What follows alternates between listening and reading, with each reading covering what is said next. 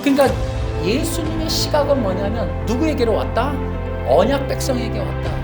그리고 그 신실함에 따른 그 그리스도의 희생의 대가, 그 피로서 정결케 되는 그 놀라운 대속의 길로 우리가 가야 한다는 것을 깨닫다는 게 시각입니다.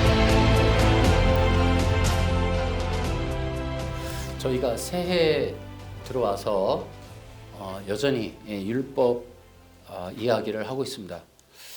특히나 우리가 이 연말에부터 시작된 그리스도의 능동이라고 하는 이러한 교리로 인하여 저희가 계속해서 2022년에도 율법의 진리를 알리는 사역을 계속해야 되리라 이렇게 생각을 하고 있습니다.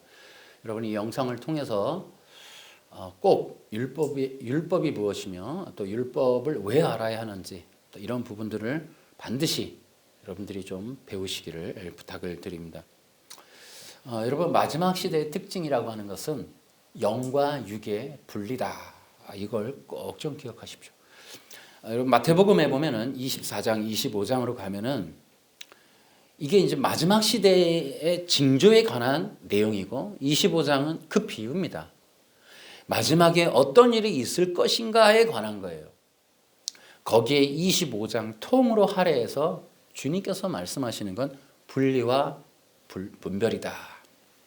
알곡과 가라지, 양과 염소, 진짜와 가짜. 이 두 세력의 분리가 일어날 것이다. 근데 어떤 특징이 있다? 이 두 세력은 같은 뿌리를 두고 있다. 여러분 기억하십시오. 마지막 시대에 분리가 일어나는데 어디로부터다? 교회 안에서. 한 교회에 있는데 하나는 알곡이고 하나는 가라지더라. 그래서 키즈를 해서 알곡은 걷어들이고 쭉정이들은 다 날려버리는 그 일이 마지막 시대의 특징이다.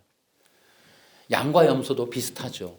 한 울타리 안에 한 집 안에 있는데 그걸 분리해내는 거예요. 마지막에. 이것들이 바로 하나님께서 하시는 일입니다. 우리가 기억을 하셔야 돼요. 교회라고 다 교회가 아니고 성도 교인이라고 전부 교인이 아니에요. 그 안에는 알곡이 있고 가라지가 있고 양이 있고 염소가 있어요. 이 두 세력이 하나의 울타리 안에 공존해 있다라는 거예요. 교회를 다니니까 전부 예수 믿었고 그리고 그들이 교회를 안 나가면 구원을 잃어버린 거고 여러분 이 프레임은 비성경적인 바벨이 만든 그런 전략에 불과해요. 그런 일이 없어요.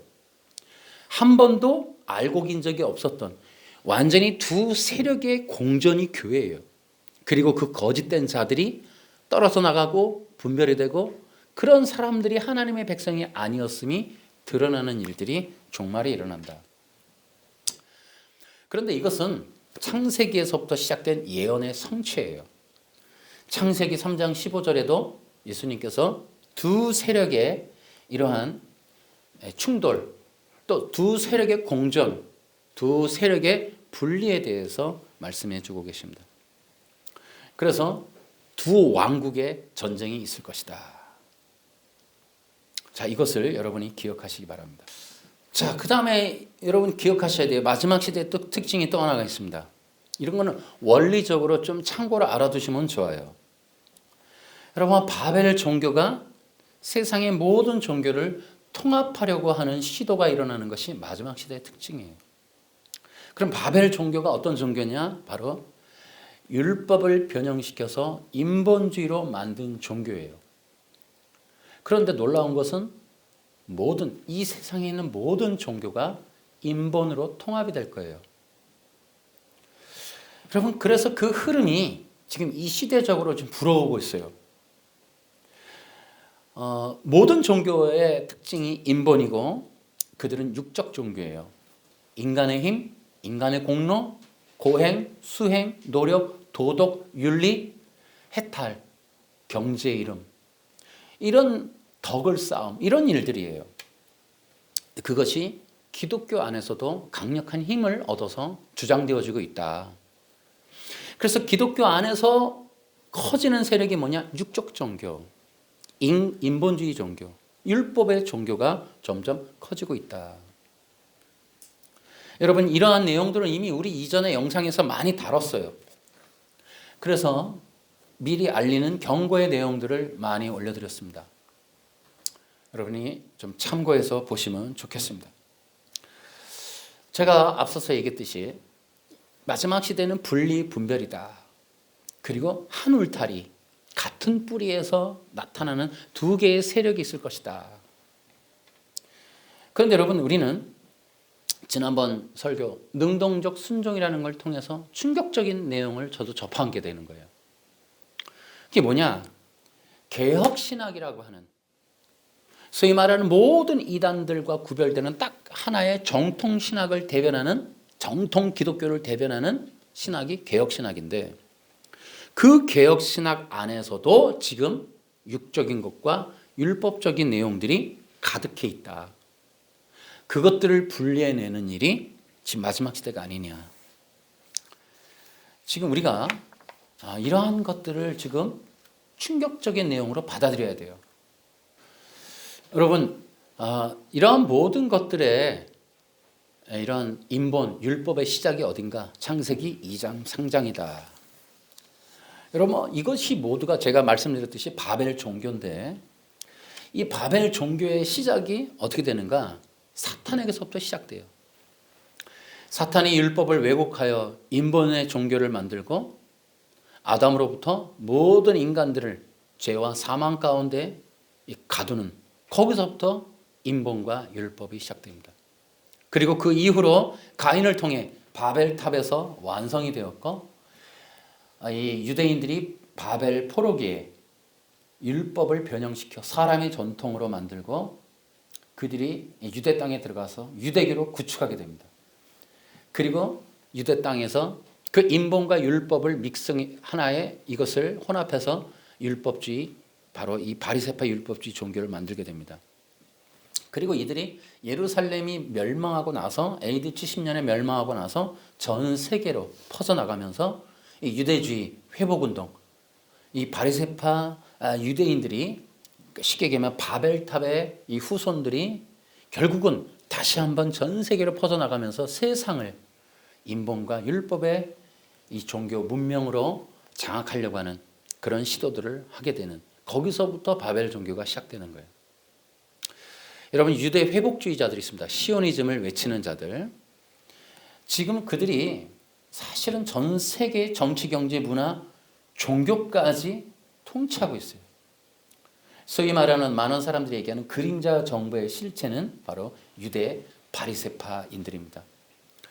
그들이 이 율법을 통해서 세상 통치를 구현하려는, 세상을 장악하고 이 세상을 그리스도 없는 유토피아, 지상낙원으로 만들고 그리스도 없는 영생, 인간의 노력과 과학과 문명을 통해 인간의 수명을 영원히 늘리겠다는, 그래서 500년을 지금 만들겠다는 그런 과학적인 사이언톨로지, 그런 세력들이 바로 그림자 정부예요. 모든 인류를 율법 아래에 놓이게 하고 율법의 지배와 통치를 받게 하려는, 그것이 바로 저들의 목적입니다. 그렇기 때문에 율법을 변형해야 돼요. 어떻게 변형하는가? 율법의 변형은 창세기에 있었던 내용과 같아요. 율법에서 복음을 빼서 인간의 행동, 행위의 규정으로 만드는 것, 그것이 바로 이들의 전략이에요.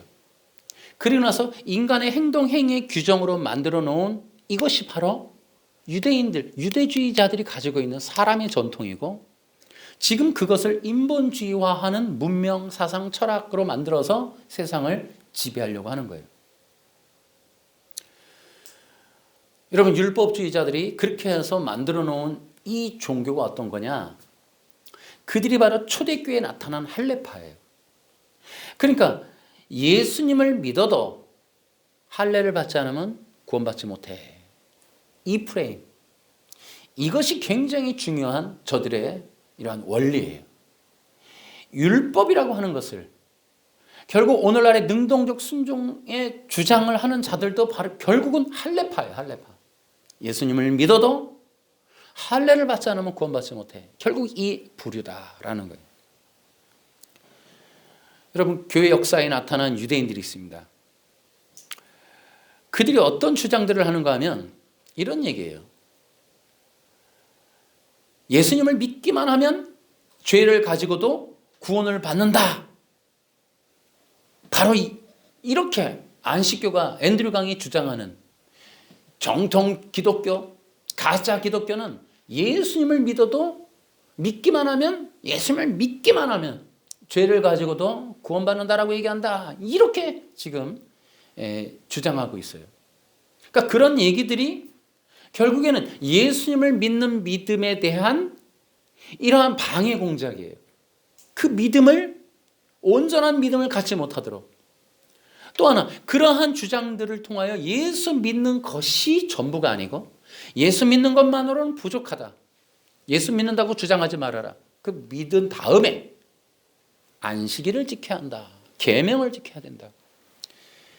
그래서 예수님을 부분으로, 거짓된 진리로, 과정이나 단계로 보는 이런 주장을 하는 것이 유대 회복주의자들이다. 또한 이들의 주장을 보면 그렇습니다. 어떠한 주장이냐? 예수님을 믿어도 반드시 인간의 행동, 행위, 율법의 조건을 이행해야 한다. 이런 거짓된 주장들을 계속하고 있는 거예요. 이게 교회 역사에 나타난 유대인들의 공통적인 특징이에요. 그런데 한 걸음 더 나아가서 이 사람들의 주장은 어디까지 가느냐? 이제 성경에 이제 나와 있는 이 진리들을 왜곡해야 되니까 결국은 예수 믿는 거를, 결국 예수님이라는 분을 제거를 못해요. 이 성경 가지고 해야만이 사람들을 속일 수 있으니까. 대표적인 게 신천지예요. 이만희가 교주가 되는 종교를 만들었는데 바탕은 성경이에요. 그러니까 성경이라는 명백한 예수 그리스도의 복음을, 이거를 뺄 수는 없어요. 자기들도 개혁 성경 갖고 있으니까. 그럼 어떻게 하느냐? 예수님을 믿는다, 인정하는 거예요. 이름을 빼진 않아요. 그런데 그것만으로는 안 되고 이제 예수님 돌아가셨고 약속의 목자가 필요하다. 이제는 예수님은 과거의 뿐이고 지금은 보이는 신, 약속의 목자 이만희를 따라가야 된다. 자, 이러한 개념을 이제 갖고 있는 거예요. 그런데 이 유대인들의 또 다른 전략이 뭐예요?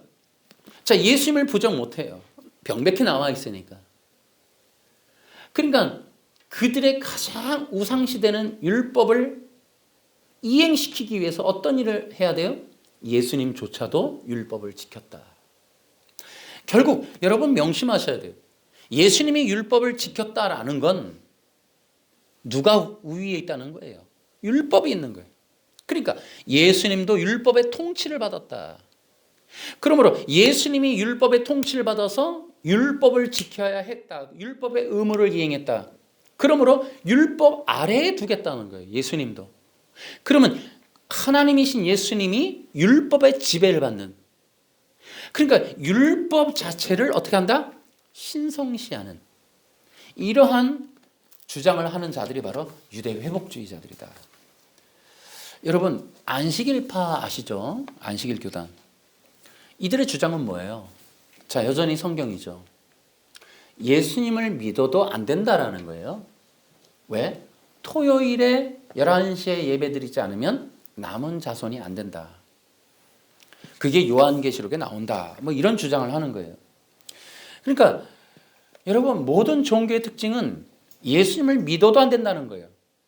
이만희나 안식교나 안상홍이나 다 마찬가지. 6월절을 안 지키면 안 된다. 그러니까 예수님만으로 구원받지 못하는 거예요. 여기에서 예수님을 제거할 수 없으니 부분으로 만들어버리는 거예요. 그리고 자기들의 주장 논리 하나 피는 거예요. 제 이 구원론의 오류, 구원론의 왜곡을 수없이 얘기하고 있어요. 여러분 기억하시기 바라요. 그래서 그 외의 모든 이단들과 종교들의 특징은 예수님 플러스를 하는 거예요. 인간의 공로, 노력, 수행, 고행, 득도 이런 걸 통해 구원에 이른다. 해탈에 이른다. 이것이 바로 인본주의 종교예요. 여러분, 제가 지난번에도 그리스도의 능동순종을 인터넷으로 접하고 충격을 먹었었어요.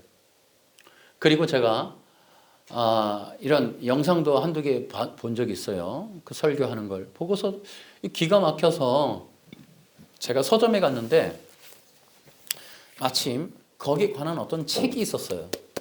제가 이 책을 자세히 소개는 안 해드릴게요. 이 노이즈 마케팅이 될까봐 굳이나 사지 말라고.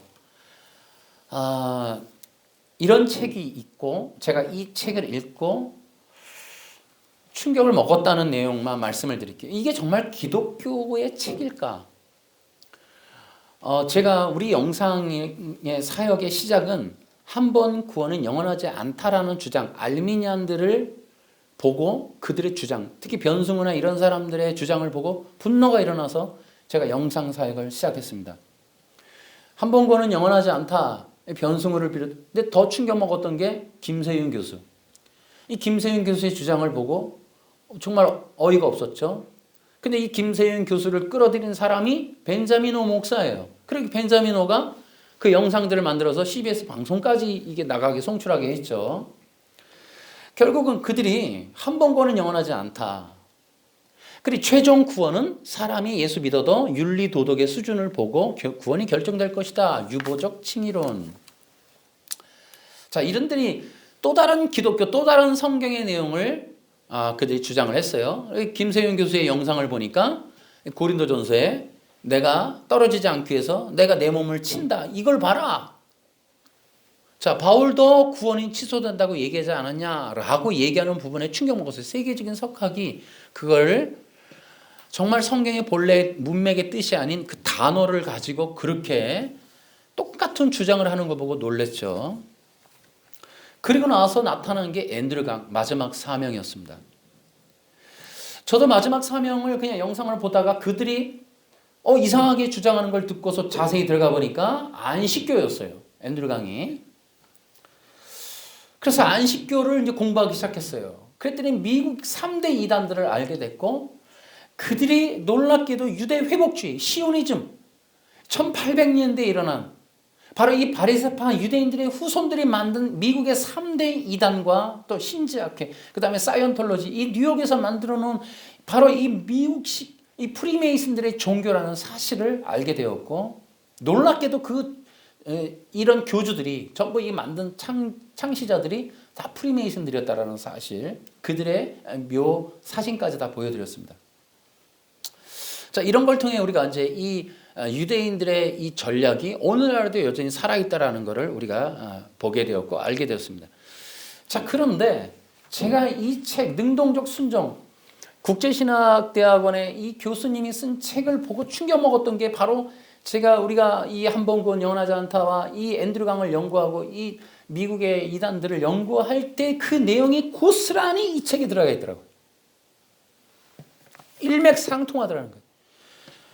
여러분, 심지어 지금 이 책에서는 그리스도의 능동적 순종이 얼마나 정통성이 있는지를 권위를 내세우려고 교회사 역사 인물들 다 거론했어요. 고맙게도. 심지어 이렇게 얘기를 하죠. 16세기 종교개혁자들의 칭의론에 근거하여 워필드 박사는 이런 능동적 순종을 통하여 성취된 그리스도의 의로움이 믿는 성도들에게 전가된다. 자, 근데 제가 신학교 들어가서 워필드 박사라든지 벌코프, 자, 이런 사람들의 조직신학 책을 통하여 우리가 조직신학 배웠고 리포팅 했습니다. 근데 그런 사람들의 이름이 다 망라되어 있어요. 총망라되어 있습니다. 여러분, 그걸로 전 충격 먹지 않습니다. 제가 우리 영상 이전에 감사하게도 안식교 이 앤드류 강 때문에 고마운 공부를 했어요. 이 미국의 기독교를 파헤치기 시작한 거예요. 정말 그걸 통해서 우리가 충격 먹었죠. 이 미국의 기독교가 얼마나 대단한 인본주의인지를 그때 알게 된 거예요. 그래서 여러분, 우리가 이제 영상을 통해서 공부하게 된 것이 플러신학교의 창립에 관련된 이 창립에 프리메이슨들이 개입해 있었다. 미국의 유니언 신학교가 종교 통합운동의 본산이라는 것. 그 외에도 미국 기독교가 만들어 놓은 긍정의 힘, 우리 대한민국을 흔들었던 이 로버트 슐러. 자, 이 미국식 기독교를 우리가 따라가는 것이 과연 옳은가? 목적에 이끄는 삶이라든지 이런 세들백 교회, 우리가 한국 교회를 강타했던 이런 교회들이 진짜 정통 기독교인가 하는 것들, 그거를 다시 돌아보게 되었고 알고 봤더니 그들의 근거가 대부분 1800년대 중반에 일어난 미국 3대 이단들을 그 어떤 부류의 어떤 종교 운동이 1800년대에 있었던 것 같아요. 그런 흐름들의 영향력을 받은 이 미국식 기독교, 이 절대 신뢰해서는 안 되겠다라는 것을 돌아보게 되었어요. 그러고 나서 보니까 이 종교개혁 이후에 이 예수회의 이런 신학적인 이 개입이 독일로 넘어가고 미국으로 넘어가서 각각의 이 자유주의 신학과 뭐 몰트만 불트만 뭐 이런 사람들, 그런 사람들의 이 칼바르트 신정통주의, 뭐 이 자유주의 신학, 미국으로 간 인본주의 신학, 철저한 긍정의 힘, 좋은 생각하면 복을 받는다. 여러분, 이런 개념으로 쪄들어 버린 거죠. 5가지의 긍정적인 언어를 통해 우리가 복을 받는다. 축복의 길을 받는다. 이런 재정적인 기름 부음 받는다. 여러분, 그리스도가 아닌, 예수님이 아닌 복음, 기독교 유사 복음이 한국에 물밀듯이 쏟아지고 수많은 대형 교회를 이루고 그런 사람들이 몰려들고 환성을 지르고 그것이 성장 프로그램으로 우리 한국에 들어오고, 자, 이런 것들의 흐름을 살펴보면서 우리가 맹신하면 안 되겠구나. 미국 기독교, 이 독일 기독교, 굉장히 위험한 인본과 이러한 율법의 종교들이라는 사실을 우리가 알게 되는 거예요. 우리가 이전 영상에서 이미 충분히 다뤘어요. 이 그리스도 능동적 순종을 우리가 만나기 전에도. 근데 이 능동적 순종 주장을 보니까 바로 그들의 주장과 일맥상통하더라는 거예요. 자, 여기 내용 중에 이런 내용이 있습니다. 리처드 밀러 교수가 신학사전에서 간략하게 정리한 것을 인용한다 이렇게 하고 쓴 게 있습니다. 거기에 이렇게 돼 있어요. 능동적 순종은 그리스도의 탄생에서 죽으심까지, 특별히 그의 공적인 사역 기간 동안에 죄를 범하지 않았으며 하나님의 뜻에 완벽하게 순종하였음을 설명한다. 또 개혁신학자들이 사용한 능동적 순종은 인간의 몸을 입고 살아가신 전생의 기간 동안에 성자 예수님께서 모든 하나님의 율법을 온전히 지켜냈다. 자, 이 내용이라는 거예요. 이게 능동적 순종이다. 저는 이런 것을 30년 전 신학할 때 못 들어봤어요. 갑자기 이런 주장들이 나타난 걸 저도 충격적으로 봅니다. 이 책도, 제가 샀다는 이 책도 작년에 나온 책이에요. 이전에는 주장을 왜 안 했는지 모르겠어요. 이런 것들이 참 시대적으로 주장되어진 게 아니라 드러나는 것 같아요. 한국 기독교 안에 있었던 이렇게 인본과 율법으로 쪄들어서 한국 기독교가 폭망할 수밖에 없었던, 근원적으로 그리스도 없는 기독교가 형성될 수밖에 없었던 근원적인 DNA가 이러한 것들이 숨어져 있었기 때문이 아닌가라고 드러나는 게 아닌가, 이런 생각이 들어요. 거기에 이런 내용도 있습니다. 청교도 신학자 존 오웬, 토마스 구딘, 스테븐 차녹, 아브람 암브로스, 존 버년, 그리고 웨스트민스터 신앙고백서를 작성한 신학자들과 목회자들이 동일한 내용을 강조했다라고 얘기를 해요. 여러분, 아주 우리 이 정통 기독교라고 맹신했던 자들이 어떤 자들인지를 이분이 입으로 글로써 다 드러내주고 있어요. 고맙게도. 그리고 이렇게 써 있습니다. 심지어 한국 장로교에 큰 영향을 끼치고 있는 미국의 칼빈주의 개혁교회와 미국 대부분의 장로교회 신학대학원에서도 이것을 계승하고 있다. 여러분, 이 사람들의 얘기로도 자기들이 증명해 주는 거예요. 여러분, 미국 기독교 신뢰하면 안 됩니다, 여러분. 미국 기독교를 무분별하게 받아들이면 안 돼요. 맹신하면 안 돼요. 여러분, 우리가 가장 무서운 게 뭐냐면은 우리 목회자들이 부흥할 수 있다. 사람이 많이 몰릴 수 있다. 내가 유명해질 수 있다. 우리 교회가 커질 수 있다. 그러면 미국에서 유명하고 어디 캐나다에서 유명하고 다 수입하려고 해요. 뭐 힐성 처치에 노래가 좋으니까 그 노래 다 그 똑같이 음향 세션들 만들어서 또 하려. 그러니까 우리는 거기에 혈안이 돼 있는 거예요. 진리를 전하는, 복음을 전하는 사도 바울이 아니라 우리는 교회를 키우려는 성장학이라는 것에 매몰되어 버린 거예요. 이 인본이라고 하는 인간의 욕구 욕망의 성취를 기독교의 본질로서 오해하고 있는 거예요. 이것을 어떻게 할 거냐. 기독교가 인본으로 떨어졌다. 여러분, 우리가 헌금 바치면 헌금 봉투에 이름 보고 점쳐주고 기도해주고, 여러분, 우리는 유교와 불교에 있기 때문에 그런가? 기독교를 이해하기를 우리의 욕구, 욕망, 기원, 복, 소원을 이루어주는 어떤 요술램프와 같은 것으로 여기는 것이 아닌가 이런 생각이 들어요. 앞서 얘기했듯이 이 목회자들의 목회관, 우리가 예수님이 아니라 교회를 키워야겠다는, 사람이 모여야겠다는, 부흥이라고 하는, 성장이라고 하는 것에 소각하고, 우리가 옳고 그름이 아니라 복음이 아니라 어떤 프로그램을 중심적으로 우리가 이 기독교를 혼합해버리는, 그러니까 교회 안에 온갖 것들이 다 들어오는 거예요. 혼합해버리는. 여러분, 성경에도 고린도전서 1장에도 사람들은 십자가의 복음을 좋아하지 않아요. 이것이 맹점일지도 몰라요. 우리 설교자들이나 목회자들에게. 사람들이 촌스럽게 여기는 거죠. 그럼에도 불구하고 교회에서 끊임없이 십자가의 복음을 전하는 이것이 바로 설교인데도 우리는 사람들이 싫어한다는 이유로 이 고난주간 외에는 십자가 얘기하기를 꺼려한단 말이에요. 자, 우리는 어쨌든 이 미국 기독교의 위험성, 여러분 경고합니다. 미국 기독교 무분별하게 받아들이지 마세요. 미국 기독교에 대한 사대주의를 가지면 안 돼요. 미국 사람들이 와서 집회하면 우르르 몰려가고, 무슨 뭐 특세에서 미국의 유명한 사람들이 쓰면 막 뭐 이렇게 하는 그런 운동들이 우리 속에서 부터 없어져야 돼요. 정말 이 성경을 통해서 예수님 만나는 것 외에 다른 거를 따라가지 말라는 거죠. 미국의 유명 대학이나 유명 학자라고 해서 우리 벌벌 떨 것도 아니고 그들이 무조건 옳다라고 맹신하는 거, 여러분 주의해야 된다는 거예요. 이런 점에 있어서 여러분들 큰 통찰이 있기를 바라요. 제가 막 하는 게 아니라 여러분들도 한번 통찰해 보세요. 한번 생각해 보시라고요. 우리 한국 기독교에 들어온 기독교 중에 뭐가 과연 선한 영향을 끼쳤는가? 여러분, 또 여기 책에서 더 재미난 얘기를 해요. 십자가의 죽음과 부활을 통해서 인류를 구원하시는 하나님의 계획이 성취되었다. 이러면 되죠. 자, 이런 얘기는 우리가 많이 들어왔어요. 근데 이 사람들이 참 엔드로강 같은 얘기를 해요. 마지막 사명 같은 얘기를. 여러분, 십자가와 그의 죽으심과 부활, 여러분 이런 얘기 우리가 흔하게 들었죠. 근데 이분은 그렇게 얘기 안 해요. 예수님의 생애와 십자가의 부활과, 그러니까 은연중에 넣는 거예요. 좋은 말 앞에 예수님의 생애와 하고 이거 보태는 거예요. 지금 하나를 첨가해요.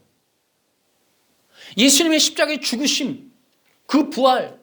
여러분, 고린도전서에 성경대로 죽으시고 성경대로 부활, 내가 전한 복음을 믿으면 구원받는다 해놓고 성경대로 죽으시고 성경대로 부활했다고 했는데, 거기에 어디 예수님이 성경대로 온전한 생에 순종하는 삶을 사셨고가, 여러분 이게 첨가가 돼 있다니까요. 이들에게는. 제가 보고 이거 완전 앤드류강이네. 문장을 써서 뭉개고 들어가는 게 십자가의 복음 이러면은 블루오션이 안 생기죠. 그죠? 예수님의 생애와 예수 그리스도의 생애와, 여러분 이거 굉장히 위험한 얘기예요. 이거 여러분 속지 마시기 바랍니다. 그래서 그들이 여러분 예수님의 생애 뭐라 그래요? 온 생애를 통하여 율법을 온전히 지키셨다. 그 온전히 지킨 것으로 우리가 의롭게 됐다. 여러분 그런 얘기를 해요. 제가 이제 이거를 읽다가 정말 이렇게 해도 되나 싶을 그런 내용에서 제가 눈이 꽂혔어요. 제가 그래서 그 중에 한 문장을 봤는데 깜짝 놀랐어요. 이런 내용이에요. 그러나 능동적 순종은 너무나 중요한 요소로서 그리스도가 삶의 전 과정을 통해서 율법을 지키셨으므로 전혀 죄가 없으시며 의로우심을 입증했다. 제가 이 문장에서 멈췄어요. 일단 여러분, 그러니까 이 내용입니다.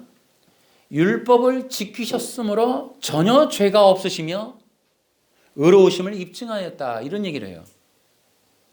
여러분, 과연 이런 말이 맞는가? 율법을 지키셔서 죄가 없으셨음을 증명했다. 여러분, 입증했다. 의로우심을 입증했다. 자, 도대체 이 사람들은 정체가 뭘까요? 이게 무슨 종교인들일까요, 이게? 자, 그래서 이런 말들을 하게 되는 원인은 뭘까? 자, 첫째는요, 무엇보다도 율법에 대한 이해의 시각차가 일단 기본적으로 존재해요. 그래서 결국은 이들이 율법주의와 복음이라고 하는 이 분별한 차이가 나타내는 것이 원인이 뭐냐? 율법이 뭐냐라는 그 이해의 격차에서부터 갈라지는구나 라는 걸 알게 돼요. 자, 보세요. 구약, 율법, 이스라엘, 행위, 도덕법, 사회법, 의의 기준. 여러분, 이런 시각이 대체적으로 퍼져 있습니다. 여러분, 구약을 율법으로 보고 율법을 인간이 지켜야 될 덕목이나 규칙 혹은 도덕법으로, 자, 이렇게 보는 거. 여러분, 이러한 경향이 아주 흔한 율법주의적인 시각이에요. 그러니까 여러분, 율법을 지키면 죄가 없다 혹은 의로워진다, 이런 개념을 가지고 있는 건 율법주의자들이에요. 그러니까 예수님이 온 생애를 율법을 지키셨다. 여러분, 이러한 말들은 율법이라는 것을, 구약의 율법을 지켜야 될 도덕법으로 지금 보고 있는 거예요. 그래서 흠이 없었다. 자, 이런 개념. 이것이 바로 사탄의 전략이에요. 그러한 시각이. 자, 그러니까 사탄의 전략은 이겁니다. 문자적 해석을 통해 율법에서 복음을 빼고 인간의 행동 행위의 규정으로 만드는 거. 이거 이전 영상에서 제가 말씀을 드렸습니다. 구원의 율법을 인간의 욕구 욕망의 충족을 위한 방법과 원리로 왜곡시키는 거. 이 두 가지가 바로 사탄의 전략이에요. 그러니까 지금 이 능동적 순종을 주장하는 자들의 특징이 뭐냐 하면은 율법이라는 것을 문자로 해석을 해서 인간이 지켜야 될 행동 행위의 규정으로 이해하고 있는 거예요. 그리고 그것이 의를 얻게 된다. 그러니까 예수님도 율법을 지켜서 의로움을 얻었다, 이렇게 얘기하단 말이에요. 제가 지난 영상에서 그랬죠. 과연 율법을 100% 지키면 의를 얻을 수 있는가? 율법이 의를 주는가? 여러분, 이거 굉장히 중요한 내용이에요. 둘째, 자, 그들이 또 이런 얘기를 합니다. 후기 종교 개혁자들은 예수님의 능동적 순종과 수동적 순종은 행위 언약을 성취하는 것으로 이해했다. 여러분, 창세기 2장 17절 아담의 행위 언약으로 규정했는데, 여러분, 결국은 그리스도의 능동적 순종이 뭐냐? 행위 언약을 성취한 것이다, 이렇게 얘기를 해요. 제가 이미 한 2, 3년 전서부터 이 행위 언약의 문제점을 지적했습니다. 그리고 이 행위 언약을 규정한 웨스트민스터 신앙 고백서 이 회의, 영국 의회가 이 회의자들을 초청을 해서 결국 이것을 만들어내는데, 이 만드는 것에서도 문제가 있다. 가장 큰 웨스트민스터 신앙 고백서의 문제가 창세기 2장 17절을 행위 언약으로 규정한 것이다. 그리고 왜 그러는가? 여러분, 내가 이제 책으로 좀 다 구성해 놨는데요. 거기에서도 여러 가지를 했습니다만 한 가지만 얘기하면, 행위 언약이 규정하면서 가장 크게 문제가 된 게 뭐냐면 인간의 죄에 대한 정의가 오류가 난 거예요. 그게 뒤바뀌어 버린 거예요. 행위 언약에 따르면 인간의 죄가 뭐냐면 율법에 대한 불순종이에요. 그런데 성경적으로 보면 성경이 말하는 죄는 인간이 하나님이 되겠다라는 욕구, 욕심, 이 불의함이에요. 그런데 행위 언약은 뭐냐면 인간이 선악과를 안 먹었어야 되는데 먹는 불순종을 저질러서 죄에 빠졌다, 이렇게 규정을 한단 말이에요. 행위로 본단 말이에요. 근데 성경에 여러분 창세기 3장을 가만히 보세요. 성경의 선악과를 먹기 이전에 인간이 하나님이 되려는 욕심을 가졌다라는 것이 나옵니다. 요 내용을 김남준 교수가 봤어요. 요걸 불의함이라고 김남준 교수 책에 그렇게 정의를, 그분이 그 내용을 본 거예요. 그러니까 인간의 근원적인 원죄가 뭐냐? 원죄는 선악과 먹은 불순종의 행위가 아니라 행위 이전에 인간 마음속에 있었던 하나님이 되려는 욕심, 그거를 불의다라고 일컬었던 거예요. 그러니까 행위 언약을 걸어버리면 행위 이전에 있었던 인간 속에 내재된 불의함, 그것이 바로 감춰지는 거예요. 그래서 행위 언약에 찌들어버리니까 두 가지를 이 목사님들이 선입견으로 갖게 돼요. 아담은 거룩한 존재였다. 죄가 없었다. 또 하나 영생을 가진 존재였다. 그러니까 능동순종자들이 뭐라 그래요? 그래서 선악과 언약이란 뭐다? 영생을 가진 아담에게 영생을 빼앗는 언약이었다. 그리스도 능동자들이 이런 얘기를 합니다. 인터넷에 나오더라고요.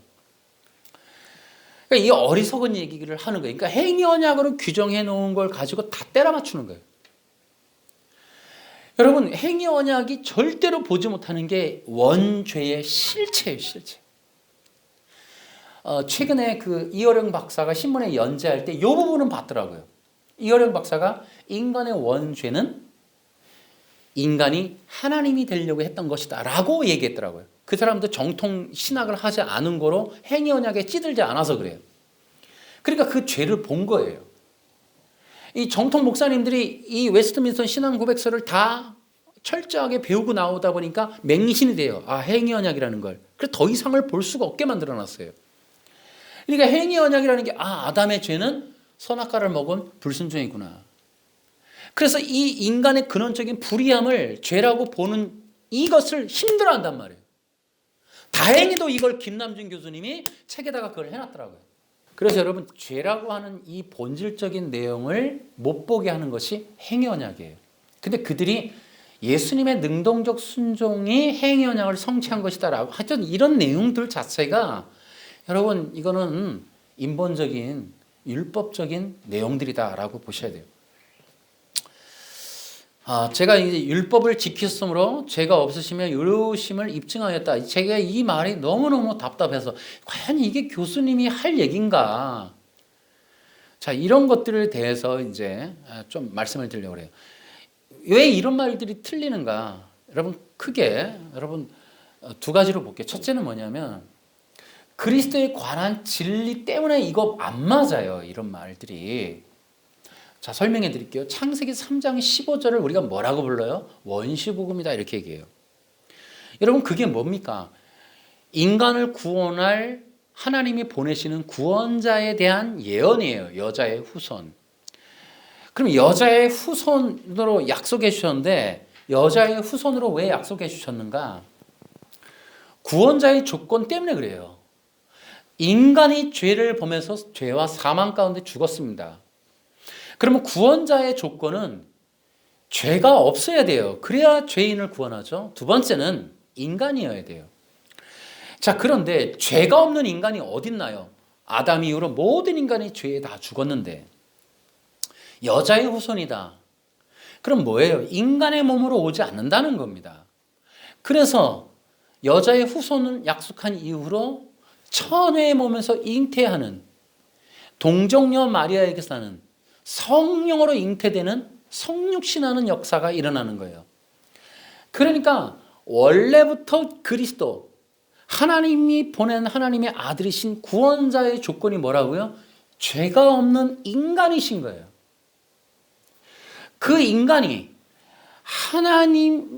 그 인간이 여자의 후손으로 오셨다. 그래서 여자의 후손을 한마디로 말하면 죄가 없는 몸으로, 인간의 몸으로 오신 생명의 하나님이에요. 이게 여자의 후손의 정의입니다. 그러니까 여러분, 예수님이 율법을 지켜서 죄가 없음을 입증할 필요가 없어요. 예수님은 그 자체로서도 이미 죄가 없는, 그러니까 그리스도이신 것은 죄가 없기 때문에 죄가 없는 하나님이시라고요. 그래서 그분은 이미 죄가 없는 분이세요. 죄가 없으므로 그는 죄 지을 수가 없어요. 그분은 의로우신 하나님이신 거예요. 율법을 통해 확증받아야 될 필요가 없는 거예요. 여러분, 요한복음 5장 46절에 뭐라고 기록되어 있습니까? 너희가 모세를 믿었다면 나를 믿었을 것이다. 왜냐하면 모세가 기록한 것이 나에 관한 것이기 때문이다. 구약의 율법은 요한의 선언으로 예수님에 관한 기록이에요. 그러니까 율법을 두 가지로 명심해서 봐야 돼요. 율법은 그리스도예요. 그리스도가 지켜야 될 법이 아니라고요. 율법은 그리스도의 복음입니다. 사탄의 전략이 뭐냐? 여러분 꼭 기억하세요. 이 책의 주장자들도 율법에서 복음을 빼면 율법주의가 나오는 거예요. 근데 율법이라고 하는 본래는 뭐냐? 그리스도예요. 요한복음 5장 46절. 모세가 기록한 게 그리스도다. 누가복음 24장 44절은 예수님이 이 구약 전체는 나에 관한 기록이다. 율법은 그리스도입니다. 그리스도를 알게 하고 그리스도를 믿게 하고 그리스도를 먹고 마시게끔 하게 하기 위해서 기록한 게 율법이에요. 예수님이 지켜야 될 법이 아니라고요. 그렇게 거짓말들을 합니다. 그래서 예수님이 율법을 지켜야 되는 것처럼 이렇게 정말 프레임을 만들어 놓는 거예요. 예수님이 율법을 지키는 이유는 죄가 없는 걸 입증하는 거다. 이 프레임을 만드는 거예요. 결국은 예수님이 죄가 없음을 입증하기 위해서 율법을 지켜야 된다는 이런 논리로 가는 거예요. 여러분 이것이 다 거짓말, 다 거짓된 교리, 사탄의 역사입니다. 이거. 여러분 명심하세요. 구별을 하셔야 돼요. 율법은 복음이에요. 예수 그리스도라고요. 거기서 복음을 빼면 인간의 행동, 행위의 규정, 조건이 나오는 거예요. 조건. 심지어는 예수님도 지켜야 될 조건으로. 이러한 거짓된 내용을 얘기해요. 두 번째는 율법을 지키면 죄가 없거나 의로움을 얻을 수 있다라고 하는 이들의 주장이 거짓말이에요. 여러분 율법을 지키면 죄가 없어지거나 혹은 의로워질 수 있는가? 명심하세요.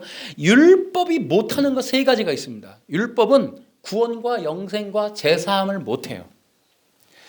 율법은 절대로 죄를 해결해 주지 못합니다. 여러분 율법을 지킨다고 죄가 해결되는 게 아니에요. 여러분 안식일을 지킨다고 인간의 죄가 없어지는 게 아닙니다. 율법을 잘 지키면 십계명을 잘 지키면 죄가 없는 게 아니에요. 자, 율법의 지킴과 죄 문제를 연결하는 것은 아까 얘기했죠. 바로 이 율법을 문자로 해석하기 때문에 그래요.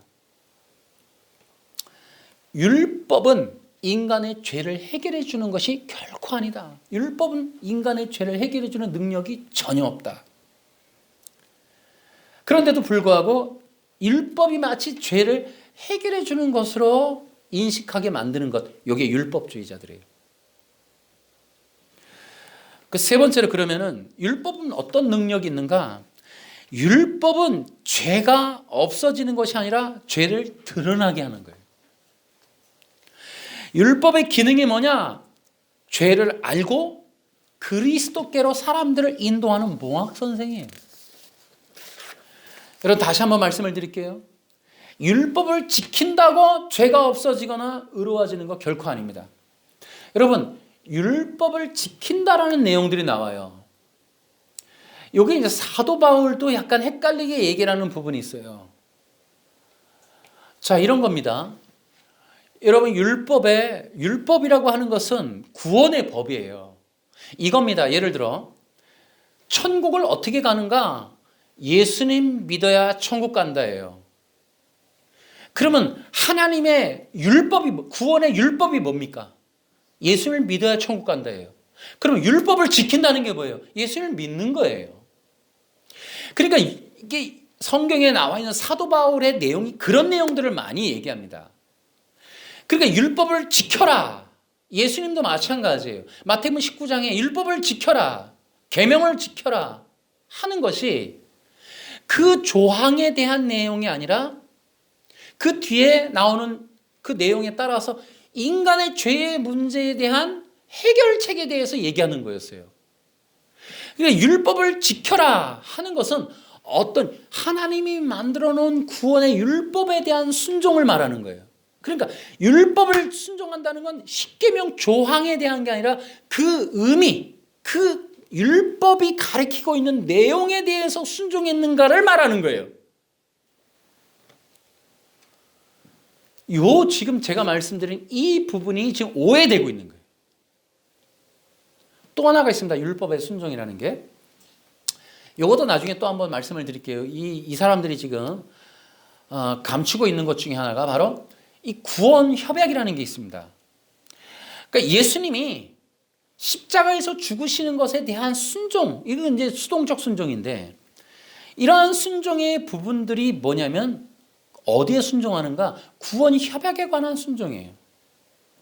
그러니까 창세 이전에 있었던 하나님 삼위일체 하나님 간의 언약의 약속, 하나님 성자 하나님이 이 땅에 어린 양으로 오셔서 구속의 사역을 완성하실 것에 대한 하나님의 계획, 구원 언약, 창세전 구원 협약을 순종하는 부분, 여기 요한복음에 나와 있어요. 이런 부분들이 바로 이 순종에 대한 내용들이에요. 근데 이들이 능동적 순종을 추가해서 삶에 대한, 이분이 30년 동안 살았던 것이 결국 율법 조항대로의 십계명을 잘 지킨 것이었다라는 내용들을 추가해요. 그런데 요한복음 5장 6장에 나오는 예수님이 안식일을 안 지켰다라는 부분은 언급 안 합니다. 아마 안식교도 그 부분이 제일 곤란할 거예요, 지금.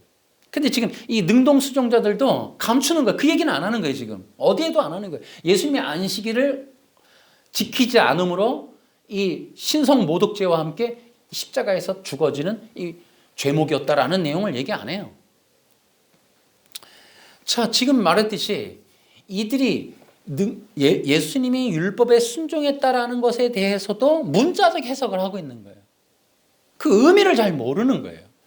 자, 이제 우리가 이 죄의 정의를 다시 한번 보도록 할게요. 인간의 죄의 정의가 아까 얘기했죠.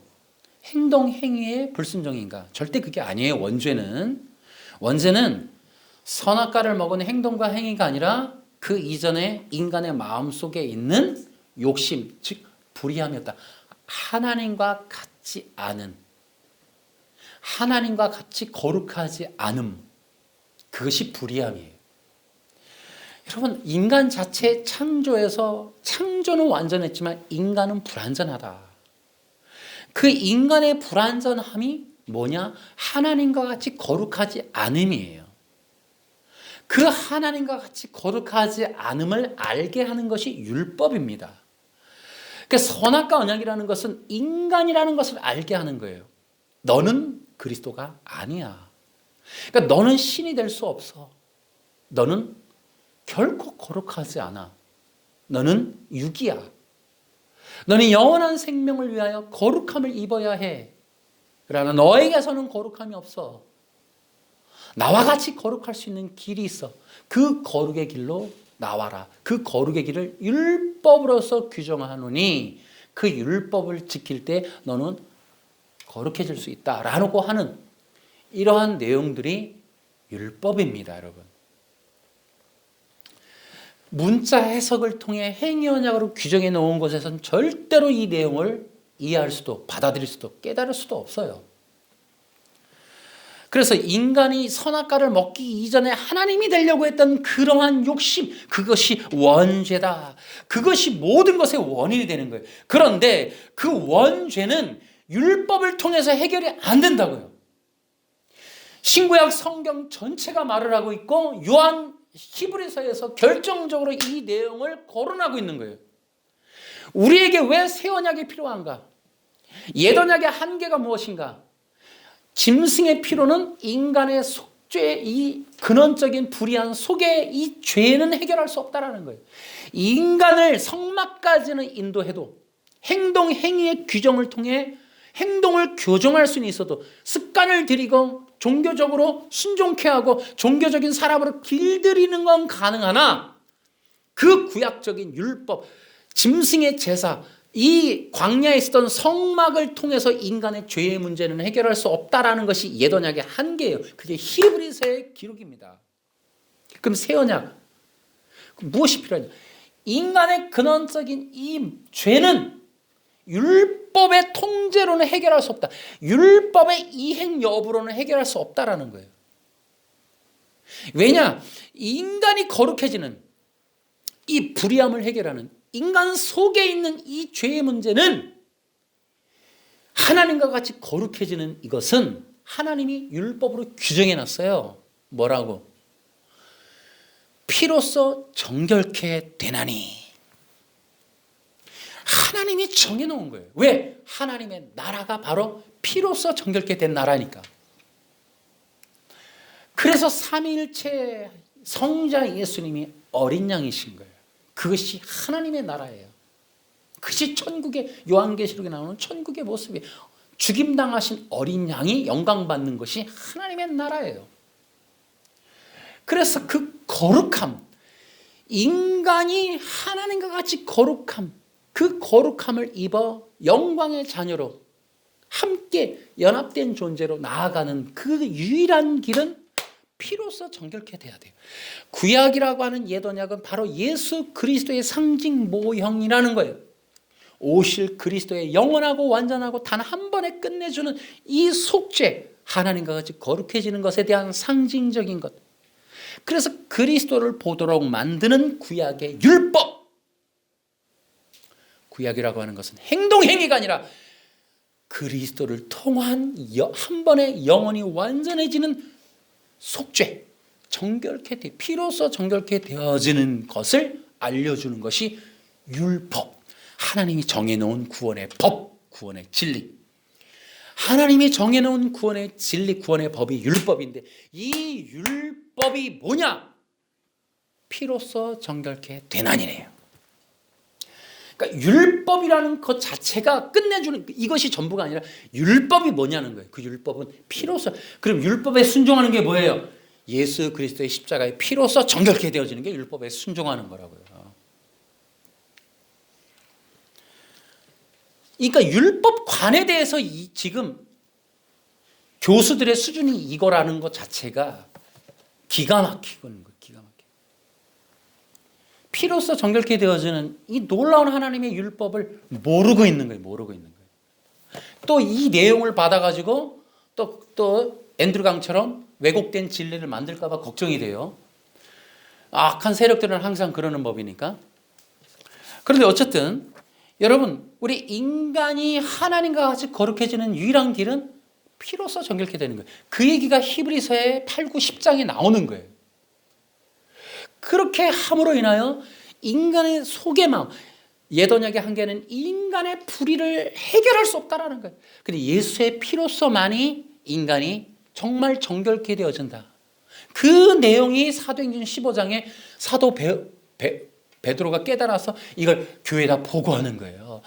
여러분, 성령의 세례가 임해서 인간의 죄를 완전히 해결해 주신 걸 보았습니다. 그러니까 사도 베드로 곧 유태인들, 메시아닉들의 그 관점도 인간 속에 대한 이 근원적인 원죄를 깨달은 거예요. 깨달은 거. 그 원죄에 대한 해결이 바로 성령을 통해서 오는 그 기름 부으심, 그 성령을 통해서 우리 안에 들어오는 거. 근데 그 성령에 들어오는 게 예수의 십자가의 피를 통하여 들어오는 거. 피로서 정결케 되는 그곳에 하나님의 영이 임한다라는 거예요. 이러한 성경적 시각, 그러니까 율법과 인간의 원죄라고 하는 이 내용에 대해서 성경이 갖고 있는 시각을 회복하는 게 매우 중요하다. 이건 성경 신학적으로 것밖에는 안 돼요, 이게. 그래서 이 지금 신학의 한계가 뭐냐면 행위 언약이라고 하는 돌뿌리예요. 이 돌뿌리를 제거하는 게 굉장히 중요한 문제. 인간의 문제는 근원적으로 선악과를 먹는 행동 행위가 아니었다라는 거예요. 그 이전에 인간의 문제. 여러분, 보세요. 그러면 하나님이 모르셨느냐? 아셨겠죠. 그래서 창세기 2장 17절이 뭐냐? 율법적인 역할을 통해 아담이 완전치 않고 불의한 존재임을 드러나게 하는 율법적인 요소로서 역할을 했어요. 그래서 인간이 드러난 거예요. 율법의 역할이 그거였어요. 자, 그런데 하나님이 어떻게 하셔요? 바로 가죽옷을 통해서. 그것을, 여러분 놀랍게도 창세기 4장의 가인과 아벨의 제사가 어떻게 나타나요? 충격적이죠. 문제가 어디서 갈려요? 어린 양의 피로서 드리는가 곡물로 드리는가 하는 걸로 갈라져요. 피로서 인간이 정결케 되어지는 그러한 길이 있고 인간의 노력으로 되는 소산의 노력으로 되는 길이 있는 이 두 가지 갈래로 갈려요. 언제적 아벨이 피로서 속죄되는 걸 알게 되었느냐는 거죠. 그 이전이었다는 거죠. 이 놀라운 진리가 성경에 기록되어 있는 거예요.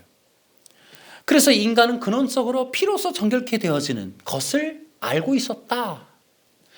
자, 그렇기 때문에 여러분 율법이라고 하는 것을 주실 때 하나님이 모르셨냐? 안다라는 거예요. 그래서 율법은 반드시 인간을 영원한 생명으로 이끌기 위해서 주셨는데 그 내용이 인간의 죄를 알게 하고 피로서 정결케 되는 두 가지 내용을 포함해서 주시는 거예요.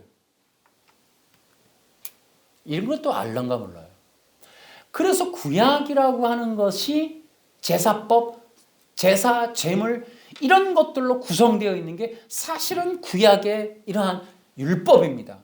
그 중에 이 속죄와, 그러니까 구약의 율법이 인간의 속죄의 부분에 관련된 것인데도 불구하고 그것이 대부분인데 그것은 이미 끝났다라고 보고 지킬 수 없고 지금 양을 못 잡으니까 도덕법에 관련된 것만 받아들이고 그것을 몇 가지 특히 십계명을 통하여 지켰냐 안 지켰냐 이 논쟁을, 여러분 이것이 바로 문제가 있다라는 거예요.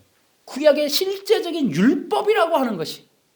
그러면 구약의 유태인들이, 신약의 유태인들도 짐승 제사 드렸어요, 안 드렸어요? 드렸어요. 예수님이 성전 가서 뒤집어 엎어버렸죠.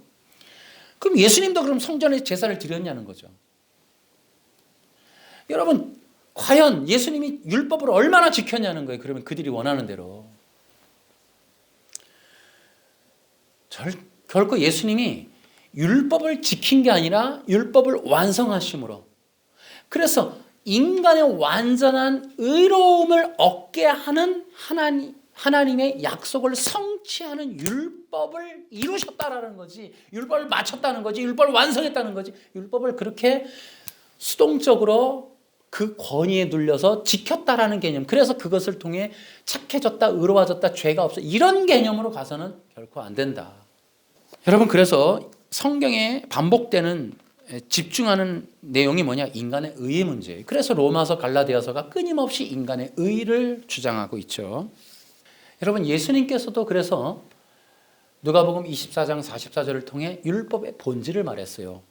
그러면 우리는 성경 그대로를 받아서 얘기를 해보면 율법이 뭐다? 그리스도다. 곧 그리스도의 복음이다. 이렇게 볼 수 있어요. 그럼 요한의 시각으로 보면 어때요?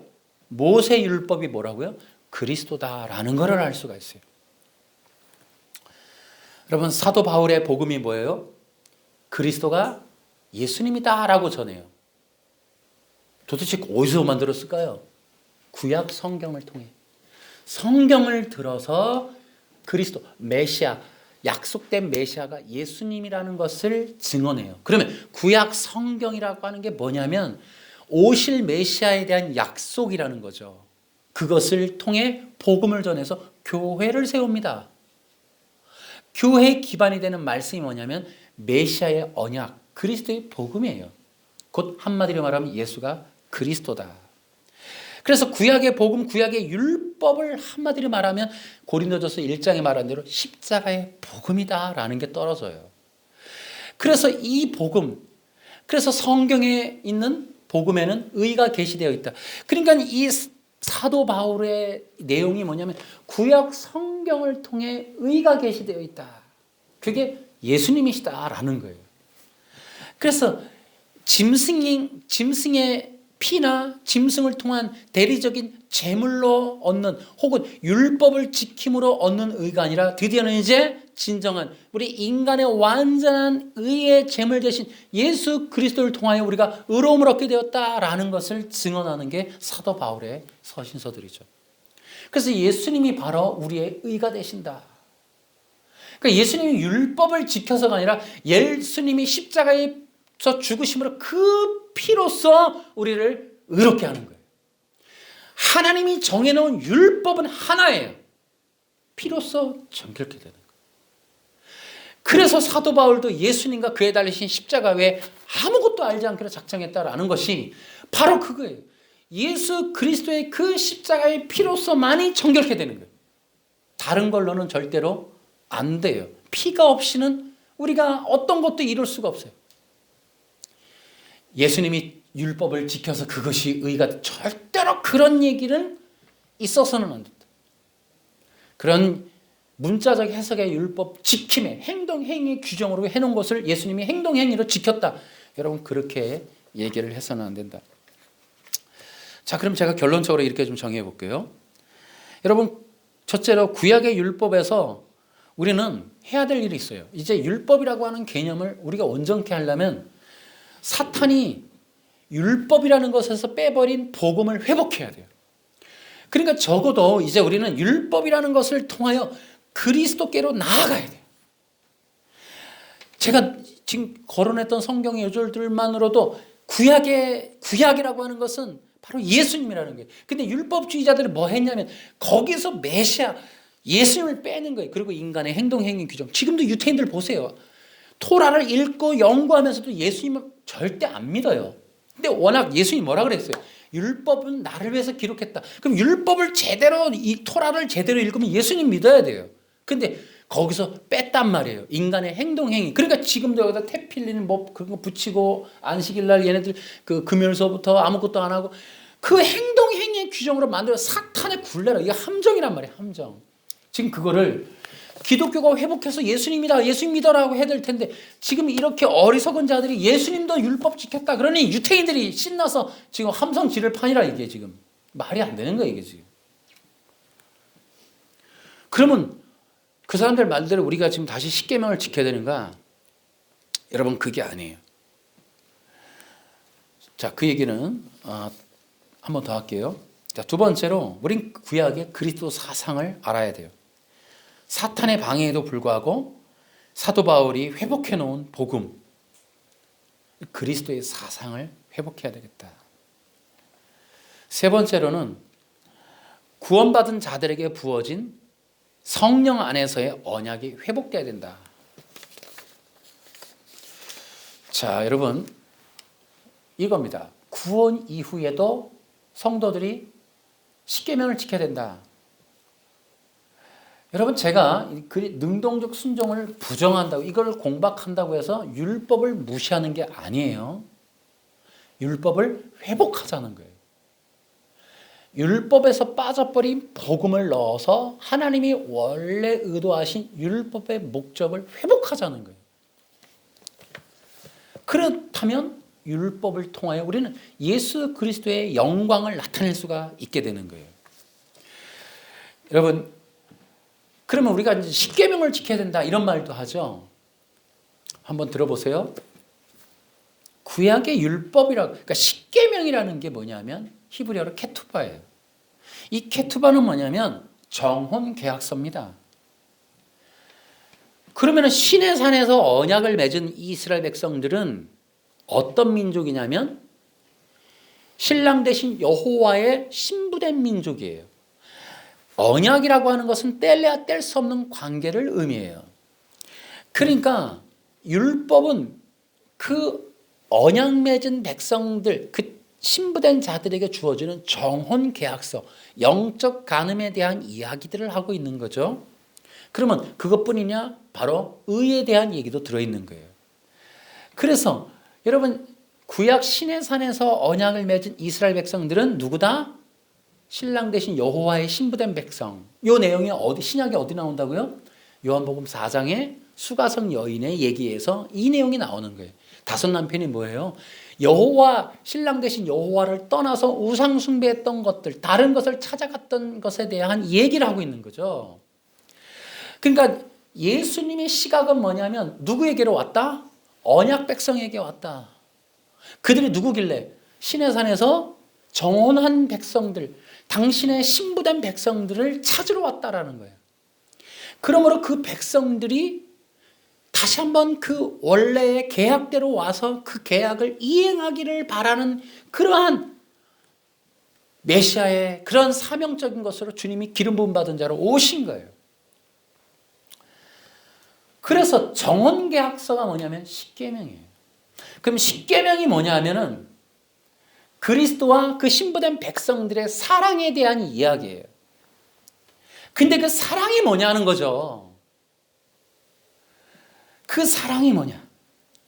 그래서 여러분, 언약이라는 게 뭐예요? 서로 간에 지켜야 되는 거죠. 신실하게 지켜야 돼요. 근데 이 언약은 이룰 수가 없어요. 하나님은 하나님이시고 인간은 죄인이란 말이에요. 피조물이에요. 어떻게 신과 인간이 언약을 지킵니까? 지킬 수 없어요. 그래서 이 언약은 케투바는 두 가지의 뜻을 갖고 있다. 대속적이다, 일방적이다. 그러니까 하나님의 일방적인 선언에 의해서 이행되고 하나님의 대속에 의해서 이루어질 그러한 언약이 바로 이 시내산 언약이에요. 그래서 이 언약을 통하여 그 언약이 이루어지는 건 뭐예요? 거룩함이에요. 서로 거룩해야 돼요. 하나님이 거룩하니 그 백성들이 거룩해야 돼요. 근데 거룩하지 않잖아요. 그래서 이 관계의 회복은 어디에 달렸냐? 하나님에게 달렸어요. 여호와에게. 그러면 어떤 일을 해야 되냐? 이 백성들, 거룩하지 않은 백성들이 결혼식장에 들어가려면 거룩해져야 돼요. 그 거룩함에 대한 책임이 신랑에게 있는 거예요. 그래서 그 신랑이 사랑하는 사랑의 방법이 뭐냐? 이 백성들을 향한 희생이라니까요.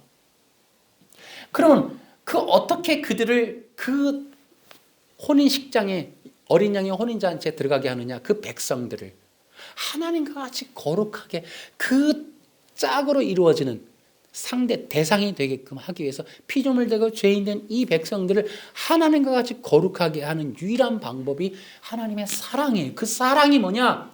희생이라, 아가페. 그 어린 양, 당신의 그 성자 되신 예수님이 오셔서 피를 흘리심으로 그들을 거룩해 하는 그것이 바로 하나님의 사랑이에요. 그것이 하나님의 언약을 지키는, 이행하는 방법이라고요. 그래서 그 백성들이 피로써 정결케 되어지는 그 언약의 대상이신 여호와의 희생의 대가, 희생의 피로써 정결케 되어짐으로 언약이 신실하게 이행되어지는 그것이 하나님의 사랑이라고요. 그것이 바로 십계명이에요.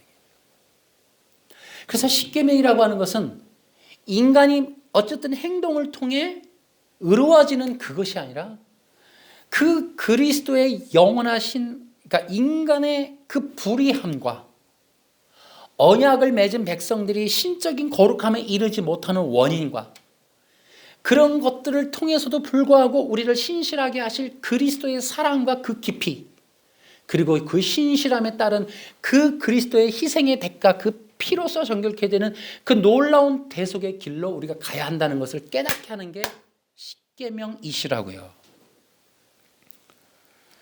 그래서 결국 십계명이라고 하는 것은 하나님께서 우리를 사랑하시는, 우리가 영원히 하나님과 함께 동일한 거룩함을 입을 수 있는 거룩한 옷, 그리스도의 영원한 생명의 피의 옷을 입기를 원하는 하나님의 사랑이 십계명이라고요. 십계명. 우리가 지켜야서 의롭게 되는 조건이 아니고, 그래서 토요일 날 예배당 간다고 의로워지는 게 아니라고요, 여러분. 그래서 여러분, 이러한 케투바, 원래 십계명의 의미, 여러분 이런 것들을 깨닫는 게 성경 신학이에요. 근데 지금 그런 걸 배제하고 지금 이런 자들이 뭐예요? 문자 해석을 통해 그 토요일 날 안식일 지켜라, 지금 이 얘기를 동일하게 반복하고 있는 거예요. 여러분, 세계 기독교의 종교의 모든 흐름이 안식일을 지켜라예요. 문자 해석을 통해 어떤 법을 지켜라예요. 법을 지켜라. 도덕법을 지켜라. 구약에 있는 법을 지켜라. 제사법은 안 되니까 안식일을 지켜라. 그래서 의로하자라, 깨끗해져라, 거룩해져라. 그래서 구원에 이르도록 조건을 갖춰라. 어떤 도덕의 해탈의 수준에 이르러라. 이것이 세계 종교의 일반적인 현상이에요. 그러므로 속지 마십시오. 진정한 주님의 백성들, 제발 속지 마세요. 제가 한 구절만 얘기하고 마치겠습니다. 우리 갈라디아서 3장 1절을 한번 보세요. 여러분과 함께 읽고 마치겠습니다. 갈라디아 여러분들은 예수 그리스도께서 십자가에 죽으셨다는 사실을 분명히 알면서도 남에게 속았으니 어리석게 이를 데 없습니다. 여러분, 저도 이 말을 드리고 싶어요. 어리석도다 갈라디아 사람들아, 너희 눈앞에 십자가가 밝히 보이거늘 누가 너희를 깨드냐. 여러분, 이 말을 우리도 듣지 맙시다. 이 책망하시는 이 사도 바울의 얘기가 주님의 말이 될 수도 있어요. 여러분, 우리를 십자가에서부터 떼려고 하는, 이 십자가의 복음에서부터 멀어지게 하려고 하는 수많은 인본주의와 율법주의 종교로부터 우리를 보호합시다. 절대 속지 맙시다. 이 그리스도의 능동 순종자들은 교회 안에 있는 또 다른 무리들이에요. 여러분, 결코 속지 마시고 예수 그리스도, 그분의 달리신 십자가, 그 복음을 지키세요. 우리를 꿰고 미혹하고 유혹하는 자들이 있을지라도 여러분, 그런데 과감하게 벗어나세요. 우리를 꿰 수 없도록 십자가에 단단히 붙들어 계시기 바랍니다. 그 복음에 서 계시기 바랍니다. 어떤 이단들이 와도, 이거보다 더 강력한 가라지들이 오더라도, 더 강력한 이런 염소들이 우리 주변에서 으르렁댄다 해도 여러분, 넘어가지 마시기 바랍니다. 그 십자가의 복음에서 굳건히 서 계시기 바라요. 우리 예수 그리스도가 그의 달리신 십자가, 이것이 바로 성경에 있는 복음입니다. 이 성경적인 이 복음에서 끝까지 싸우고 분투하시기 바랍니다. 이것이 진리 전쟁이고 마지막 시대 중요한 하나님 나라의 백성들의 의무입니다. 또한 사역입니다. 또한 사명이에요. 이 사명을 성령 안에서 잘 감당하는 여러분과 제가 되기를 주 예수님의 이름으로 축원합니다.